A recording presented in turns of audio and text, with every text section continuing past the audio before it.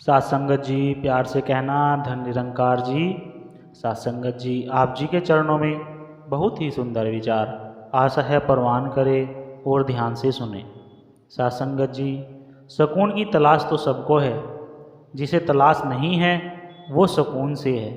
साथ संगत जी जगदा मालिक याद होवे ता दुख भी देंदा दुख नहीं, जगदा मालिक याद होवे ता रहंदी कोई भूख नहीं। साथ संगत जी हमारी ऐसी अवस्था बन जाए कि दुख हो या सुख हो हम इसे निरंकार की रजा मान पाए, फिर हम इस स्थिति से भी जल्दी ही उबर पाएंगे। ये दुख वाली स्थिति हमेशा रहने वाली नहीं है। साथ संगत जी मुश्किल वक्त का सबसे बड़ा सहारा है उम्मीद, जो ये यकीन दिलाती है कि निरंकार चाहे तो सब अच्छा ही होगा। इसलिए हम सदा उम्मीद का दामन थामे रखें। साथ संगत जी खुद में ईश्वर को देखना ध्यान है, दूसरों को ईश्वर में देखना प्रेम है, ईश्वर को सब में और सब में ईश्वर को देखना ही ज्ञान है। परमात्मा और भक्त का रिश्ता प्यार का रिश्ता है।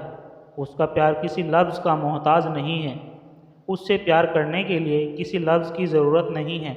हम किसी भी लफ्ज़ से उस परमात्मा को याद कर सकते हैं। साथ संगत जी संत अगर आते जाते तो घर की होती कीमत है।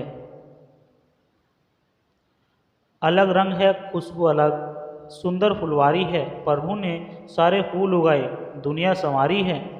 अपने हैं सब बाग बगीचे सारे अपने फूल, सबको ही अपना समझे कुल दुनिया हमारी है।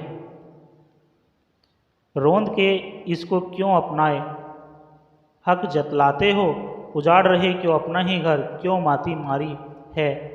दुख देकर औरों को कैसे सुख तुम दे पाओगे, एक पिता है एक परिवार ये दुनिया सारी है। बच्चे लड़ते देख पिता को भी दुख होता है, कर्मों का फल पाने की आती सबकी बारी है। वैर विरोध करे क्यों बंदे कौन रहा जग में, प्यार से रहो तो दुनिया ये लगती प्यारी है। दुनिया में संतो सोच जरा क्या लेने आया है, बदलेगी जब सोच तो मंजिल पास तुम्हारी है। साथ संगत जी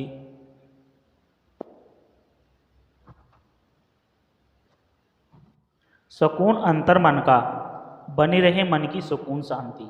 साथ संगत जी आजकल इंसान अक्सर यही सवाल करता है कि मुझे सुकून शांति कहाँ से प्राप्त होगी, मन का सुकून शांति क्यों ज़रूरी है।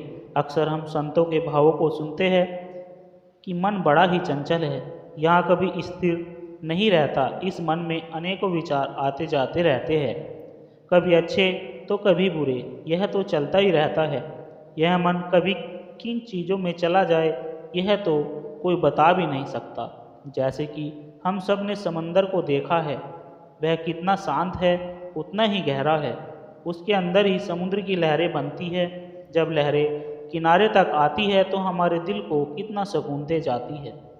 समंदर के अंदर कितने जीव जंतु रहते हैं और हीरे मोती भी होते हैं, फिर भी समुद्र शांत है, कहीं अहंकार अभिमान नहीं किया, बल्कि शांति से रहकर सबको ठंडक ही दे रहा है।